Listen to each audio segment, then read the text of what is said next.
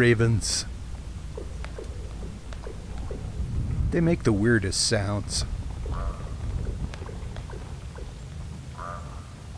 This raven, a bunch more, as well as magpies, were all hanging around this poor little elk. I'm not entirely sure what happened to this little guy. Hit by a car, maybe. Unlikely. Maybe killed by a cougar. But it was lying in the ditch, and the birds were making short work of it, helping return its nutrients back to the forest that it came from. But of course there was still plenty of life out in the foothills. These whitetails were trying to negotiate the deep snow.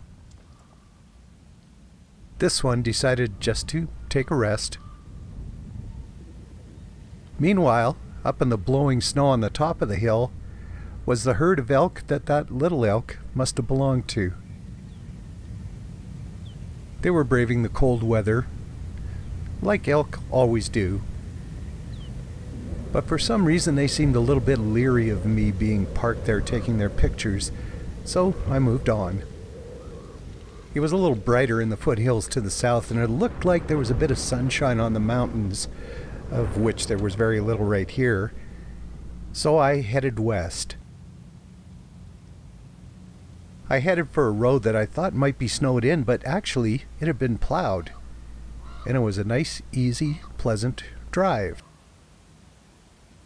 It was also pretty cold, but with that bit of sun shining through, it felt a lot nicer than it was.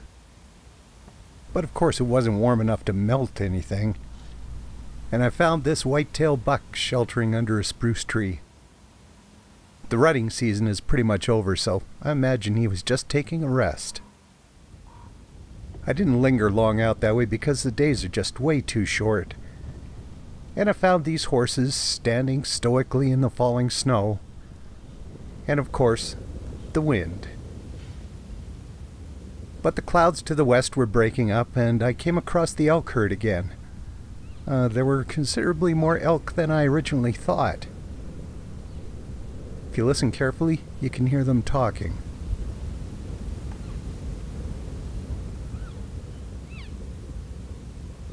Seeing the herd made me think about that little elk.